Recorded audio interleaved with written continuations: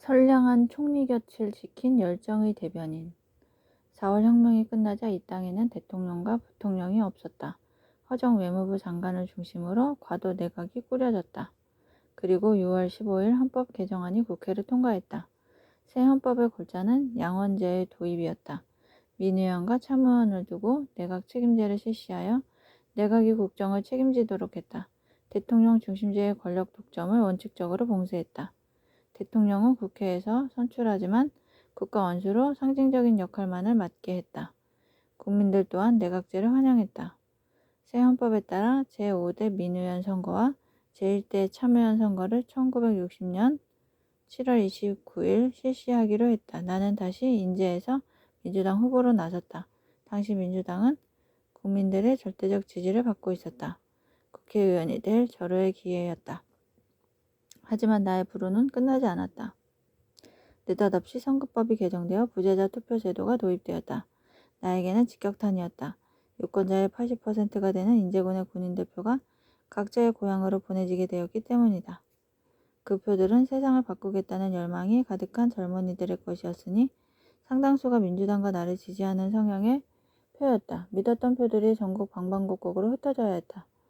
문제의 선거법 개정안은 장면 박사를 중심으로 한 신파의 반대에도 불구하고 윤보선, 윤진산 씨를 중심으로 한 구파가 자유당과 야합해서 통과시켰다. 철원, 고성, 인제, 양구 등 일선 지역은 모두 장면 박사를 지지하는 신파만 출마했고 구파는 없었다. 그렇더라도 열심히 표밭을 누볐다. 하지만 나는 다시 외지인이었다. 결국 패하고 말았다. 인제군 6개 면 가운데 5개 면에서는 근소한 차이로 이겼지만 1개 면에서 큰 표 차로 졌다. 토착민들이 토박이 힘을 내세운 후보에게 몰표를 줬다. 1000표 차이였다. 나는 비록 졌지만 민주당은 양원 모두 대승을 거뒀다. 민의원은 233석 중 175석, 참의원은 58석 가운데 31석을 차지했다. 이어서 열린 양원 합동 회의에서 민주당 구파인 윤보선 씨가 제4대 대통령으로 선출되었다. 다음은 총리를 선출해야 했다. 당시 신파와 구파는 대통령과 국무총리를 나눠서 차지하기로 했다. 국민도 그렇게 생각하고 있었다. 그러나 윤보선 대통령은 좌파인 김도연 씨를 국무총리에 지명했다. 그것은 배신이었다. 그러자 민의원들이 투표를 통해 이를 부결시켰다. 일종의 응징이었다. 새로운 헌법에 따라 대통령이 지명한 국무총리는 국회에서 제적 민의원 과반수 이상의 동의를 받아야 했다. 김도연 후보는 과반에서 3표가 모자라는 111표를 얻어 고배를 마셨다. 윤 대통령은 할 수 없이 신파의 장면 박사를 새로 지명했다. 장면 후보는 과반수보다 3표를 더 받아 가까스로 국회의 인준을 받았다. 이렇게 장면 내각이 탄생했다. 장면 총리는 현역 의원이 아닌 나를 대변인으로 전격 지명했다.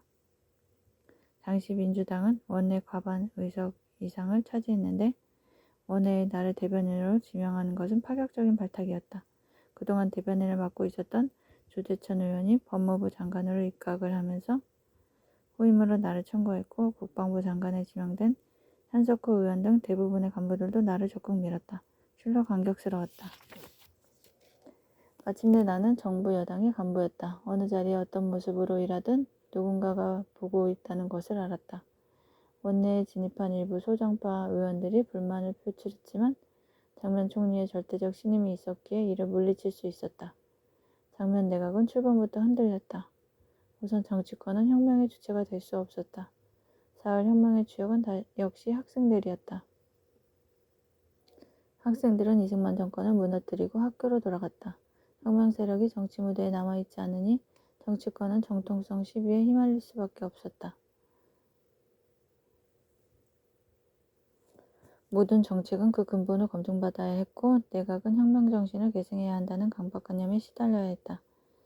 여기에 덧붙여서 민주당 구파는 내각 구성에 불만을 표출하는 등 야당보다 더 독하게 장면 내각을 공격했다. 사실 자유당의 극심한 탄압에도 독재 정권과 주로 맞서 싸운 것은 장면 박사가 이끄는 신파였다. 당시 자유당 정권은 신파 정치인들에게는 가혹했다. 하지만 구파 세력과는 정치적 타협을 계속 모색하며 뒷거리를 해온 것이 사실이었다. 4월 혁명의 도화선이라 할 만한 4월 6일 시위도 사실상 신파가 주도했다. 이처럼 신파는 4월 혁명에 대해 나름 자긍심을 지니고 있었다. 이에 반해 구파는 야당의 뿌리라는 태생적 명분은 강했지만 독재와의 미온적 투쟁 등으로 현실적 지지 기반은 상당히 약했다. 구파는 의원 86명으로 민주당 구파 동지회란 이름의 원내 교섭 단체를 따로 구성했다. 그리고 나중에는 별도로 장관직을 요구해서 5명이 입각하였다. 민주당은 신구파 연립내각을 구성했다. 그러나 그 후에도 사안마다 목리를 부리던 구파는 급기야 좌파의 대변인을 따로 내세워 정부를 비판하기 시작했다. 이는 결별의 신호였다. 장 총리는 몇 번이나 구파를 포옹하려 했지만 뜻을 이루지 못했다.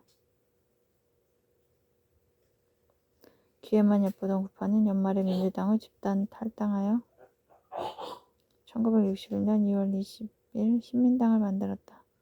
야당으로 완전히 돌아선 것이다. 여기에 윤보선 대통령이 가세했다. 승연법은 대통령을 정치에 초월한 상징적 존재로 규정했지만 그는 이를 무시했다. 정치적 발언을 아무렇게나 쏟아내고 내각을 흔들어댔다. 나는 여당 대변인으로서 그런 윤 대통령의 처신을 강도 높게 비판했다. 그러나 소용이 없었다. 신민당 간부회의를 대통령 관저에서 열기도 했다. 신민당은 민주당으로부터 정권을 뺏을 궁리만 했다. 윤 대통령은 분쟁을 조정하고 의견을 조율해주는 어른다운 모습을 보여주지 않았다. 대통령 집무실이 정쟁과 갈등의 진원지였다. 국가 원수의 권위와 채통을 스스로 박차버렸다. 자연 전국은 극도로 혼란스러웠다. 민주재단에 뿌려진 학생들의 핏자국이 아직 선연했건만 정치권은 이전 투구를 벌였다. 당시 시중에는 장면 정권이 삼신 때문에 망할 것이라는 말이 떠돌았다. 삼신이란 신민당, 신문, 혁신계를 일컬었다. 당시 언론들은 독재 정권의 족쇄에서 풀려나 자유를 만끽하고 있었다. 그러나 그들은 그 자유를 정부 공격에 쏟아부었다. 신문들은 연일 정부를 공격했다. 탄생한 지 얼마 되지 않은 민주정부를 독재 정권처럼 대했다. 부정부패의 온상으로 치부했다. 정부 입장을 제대로 알아보고 기다려주는 신문은 없었다. 정부 소유 또는 친정부 신문들까지 가세해서 연일 몰매를 때렸다. 신문사 간부들이 정부를 공격하지 않으면 신문이 아니다고 공공연히 말할 정도였다. 갑자기 주어진 언론 자유를 스스로 주체하지 못하는 행태였다. 혁신계는 장면 내각 하에서 비로소 정치적 자유를 얻었다. 그럼에도 그들은 장면 정권을 적대시했다. 군사 쿠데타가 일어나기 2달 전쯤에 나는 혁신 세력에게 강력한 경고를 했다. 자유당 시절의 혁신 세력의 보수였던 진보당의 조봉환 선생은 공산당과 내통하고 있었다는 누명을 쓰고 사형을 당했습니다. 혁신계 여러분들도 대부분 형무소 생활을 하거나 다른 고통을 받은 사실이 있습니다. 그때를 잊었습니까? 여러분에게 지금의 자유를 준 것이 어떤 정부입니까? 여러분이 마음껏 누리는 자유, 그런 자유를 보장해주고 있는 정권을 무너뜨린다면 그 뒤에 등장하는 것은 군사정권뿐입니다. 그렇게 되면 여러분 혁신 세력에게는 또다시 고난의 세월이 옵니다. 이빨을 보호해주는 입술을 왜 찢고 있습니까? 집권 여당의 대변인으로서 혁신 세력을 향한 경고는 당시 신문에도 보도되었다. 그러나 당시 혁신계 인사들은 이런 내 경고에 귀를 기울이지 않았다. 그들은 국민들이 납득하기 어려운 국제적 보장하의 영세 중립화 통일, 선 통일 후 중립화, 남북 군대의 무장 해제와 왜군 철수 등 무책임한 남북 통일 정책을 주장했다. 심하게 표시를 하면서 국민들을 선동하기도 했다. 이들의 가격한 주장과 시위는 전국의 안정을 바라며 공산당에 대한 두려움을 가지고 있는 국민들에게 극도의 불안감을 안겨주었다. 혁신계는 통일사회당, 사회대중당 등으로 갈라져 민주당에 경쟁적으로 도끼질을 했다. 민주당 내의 소장파로 구성된 신풍위 또한 끊임없이 정권을 비난했다. 총리 인준에서 장면 총리를 도왔다는 이유로 강요 배분을 요구했다. 장면 내각은 이를 묵살했다. 그러자 그들은 사사건건 시위를 걸어왔다. 민주당 정권의 최대 스캔들인 텅스텐 수출 계약 사건도 신풍회가 터뜨린 것이었다. 텅스텐은 로켓이나 우주선 제조에 쓰이는 전략물자로 당시 외화 획득의 가장 중요한 광물질이었다.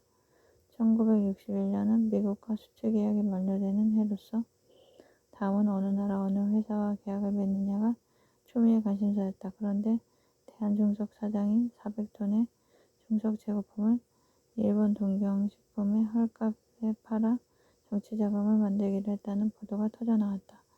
과거 이승만 정권에서 자유당이 중석을 싸게 팔아서 정치자금으로 사용했던 사실을 겪은 국민들은 경악했고 정계는 발칵 뒤집혔다. 이와 함께 민주당 내 신풍회 의원이 사건의 배후는 정면 정권이고 100만 달러의 커미션을 받기로 했다고 폭로했다. 서둘러 국회 조사단이 구성되었다. 그러나 아무리 찾아도 부정은 드러나지 않았다. 이것은 5.16 쿠데타의 감행이 가장 큰 이유가 되었지만 쿠데타 성공 이후 박정희 군사정권이 아무리 추궁해도 그러한 부정은 나타나지 않았다. 당내 일부 최정파들은 무책임한 폭로로 민주당 정권의 도덕성에 치명적 상처를 입었다. 장면 정권의 최대 정치 스캔들은 결국 실체가 없는 것으로 밝혀졌다. 사실이 아님이 드러나지만 한 번 먹칠당한 도덕성은 원상으로 돌아오지 않았다. 이렇듯 신풍회 소속 의원들은 끝없이 내각을 괴롭혔다. 한 번은 장 총리가 신풍회 의원들을 어찌하면 좋겠냐고 물었다. 나는 그들의 지도자인 이철승 의원에게 그가 원하는 자리를 주면 어떻겠냐고 말했다. 그들에게 자꾸 휘둘리는 것보다 내무장관이나 국방장관 등 주요 자리를 내주고 정국을 안정시키는 것이 좋을 것 같았기 때문이다. 그들에게 주요 직책을 맡기면 그렇듯 무책임하게 행동하지 않을 것이라는 게 내 판단이었다. 내 조언에 장 총리는 아무 말도 하지 않았다. 아무튼 온갖 문제를 불러일으켰지만 장 총리는 그들을 끌어안을 수도 내칠 수도 없었다. 나는 갓 출범한 민주당 정권이 국민들에게 희망찬 비전을 제시하지 못한 채 단명으로 끝난 것은 기존의 삼신의 신풍회까지 포함하여 자신의 협공 때문이라고 생각한다. 이렇다 보니 장 정권은 국회에서 사실상 과반수 의석을 차지하지 못한 셈이었다. 이런 상황으로 국정을 안정적으로 운영하기는 불가능했다. 아무리 좋은 정책을 입안해도 한갓 시비거리일 뿐이었다. 그러자 국민들 사이에서는 민주당 정권이 자유당 정권과 무엇이 다르냐는 불만이 터져나오기 시작했다. 그리고 그때마다 쿠데타 설이 나돌았다. 국회 밖에서는 열린 시위가 일어났다. 온갖 종류의 통일 방안, 상위 군인에 대한 국가보상, 노동자 처우 개선, 각종 단체의 보조금 요구 등 그동안 독재 정권에서 억압된 욕구들이 한꺼번에 분출되었다. 한국인으로서 시위를 안 해본 사람은 사람 축에 끼지 못한다느니 데모하지 말라는 데모를 해야 한다는 식의 우스갯소리가 나돌 정도였다.